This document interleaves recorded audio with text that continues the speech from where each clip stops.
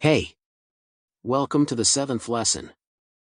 In this lesson, we will familiarize ourselves with arrays, study one-dimensional arrays, as well as multidimensional arrays in the C++ language. To begin with, what are arrays? You can think of data arrays as regular variables, but with variables, we can always store only a single value, whereas in an array, we can store a set of multiple values at once. Arrays operate on the same principle as variables. In other words, you can add values to them, display them, modify the values, and so on. Let's create our first array. When creating an array, you use the same syntax as when declaring a regular variable. Initially, you need to specify the data type and then decide what the array will store. Let's assume our array will only contain integers, so I'll use the data type int. Next, I need to provide a name for the array. Again, it's advisable to choose a logical name to avoid confusion in your code later on. If I just put a semicolon after the array name, it would be a standard variable. To turn this variable into an array, we must use square brackets after the array name. Inside these square brackets, we need to specify a number, the number of elements that will be inside the array. For example, I want my array to have only 3 elements, so I'll put the number 3 here. Thus, I now have an array that consists of 3 elements. Right now, all 3 of these elements have no values assigned. In other words, I haven't set anything there, and they are currently empty. To quickly set values for all these elements, I need to refer to the array by its name and open square brackets. Inside these brackets, I need to specify the index of the element I am referring to, the number of the element I want to access. For instance, if I want to set the value for the first element in my array, logically, I should write 1, and then assign the value for that element. However, when I write 1 here, I am actually setting the value for the second element inside the array. The thing is, we need to refer to elements not by their number but by their index, and indices start from 0. So, if I want to access the first element of the array, I write 0. In other words, indexing starts from 0 when working with arrays. To access the first element, we use 0, for the second element 1, for the third element 2, and so on. Now, I've specified an array with 3 elements, and in the next line, I set the value for the first element to be 56. Similarly, I'll set values for the second and third elements of the array. Now, we have an array of 3 numbers, and all 3 values are assigned. The subsequent manipulation of the array is essentially the same as working with variables. The only difference is that when working with variables, I just write its name, and the variable is displayed on the screen. Here, after the name, I always need to use square brackets and specify which particular element I want to display on the screen. Suppose I want to display the value 563. In that case, to refer to the second element, I need to access the third element by index. The second element, in terms of index, would be 1. If we run this, we'll see that 563 is displayed on the screen, indicating the second element of the array. So, the difference between variables and arrays is that variables store only one value, while arrays store a set of multiple values. Now we've created an array, and values were assigned a bit later, in separate lines. However, in reality, you can assign all these values immediately upon creating the array. Let me show you how to do that. Let's create a new array, but with a different data type this time. Give it a name and specify the number of elements in it. Let's say it will also have 3 elements, and then I just write an equal sign here and open curly braces. In these braces, I can specify all the values for all the elements of the array. This way, you get the same array, but all the values are already set. Here, you can set values for all elements or only for specific elements. For example, I can set values only for the first and second elements, leaving the third without a value. The crucial point is that we cannot set a value for an element that was not initially described here. Look, I have an array of 3 elements, and we are trying to set a value for the fourth element. This will result in an error. You might wonder, why not just specify a large number here? Indeed, you can do that, but the issue is that when you run the program, it will allocate space in the computer's memory for all these elements you wrote here.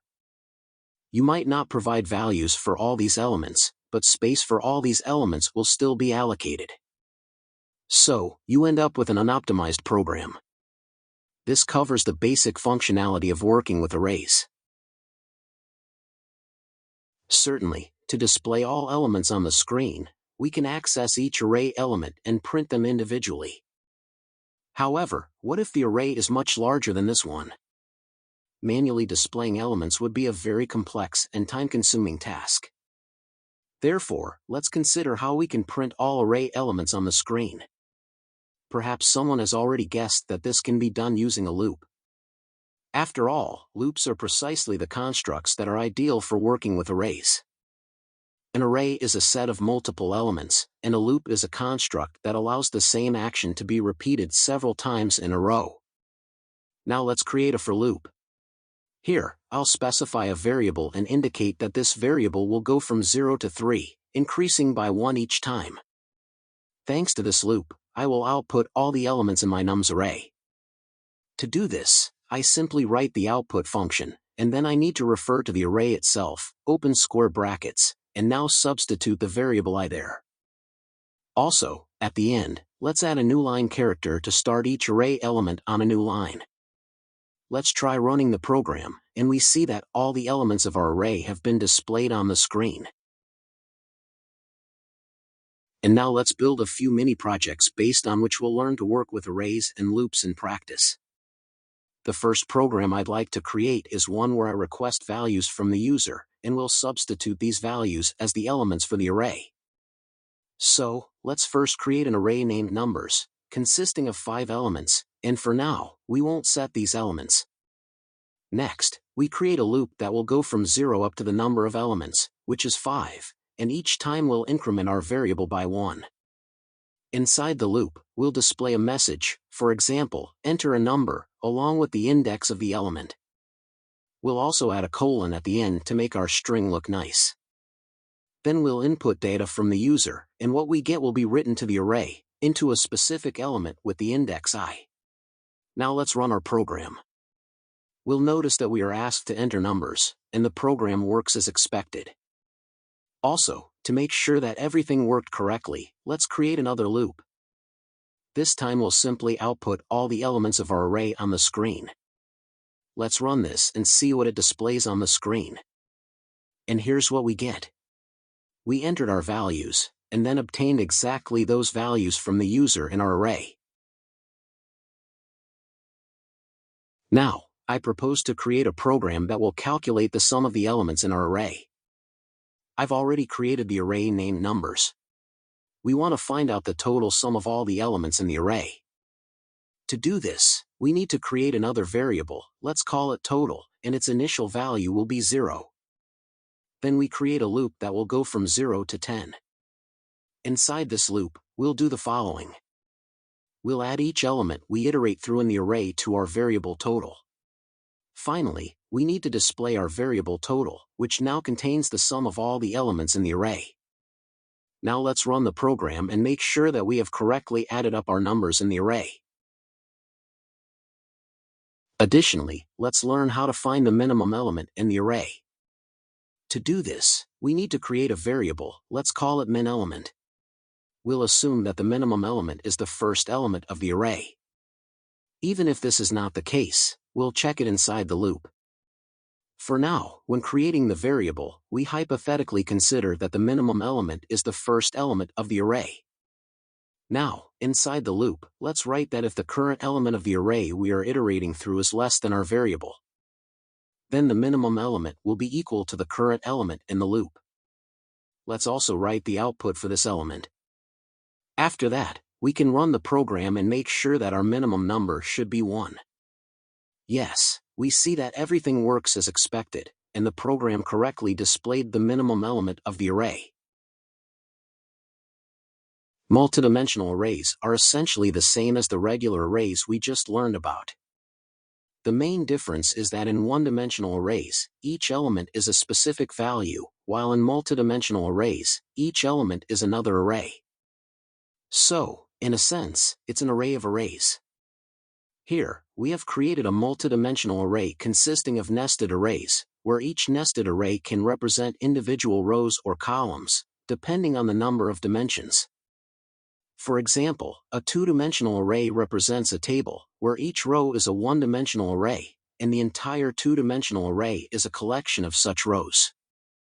This data structure efficiently organizes and works with data presented as matrices and tables. In the example, you see the declaration of a two-dimensional array named matrix with a size of 3 by 3 to store integers since we created the array with the data type int. Then, we simply filled in the values. Similar to one-dimensional arrays we covered earlier, we used the output command to display the values of the multidimensional array. In the first line, we print the value of the array element located in the first row and first column. In the second line, we print the value of the array element in the second row and third column.